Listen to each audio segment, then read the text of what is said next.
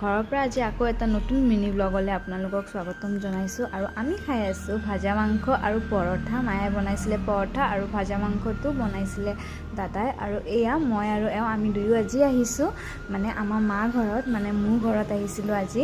আমি আজি থাকিম ইয়াতে দুয়ো।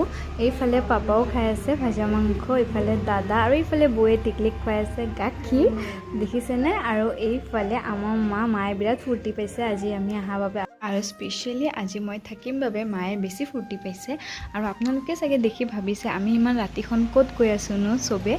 এইফালে মা আণ্টি আমি চবে হাঁহি কথা পাতি গৈ আছোঁ, একদম গমেই পোৱা নাই আমি যে গৈ আছোঁ বুলি। আৰু এয়া গাইজ আমি ইয়াতে আহি আছিলোঁ, মানে এইখন হৈছে এখন প্ৰগ্ৰাম।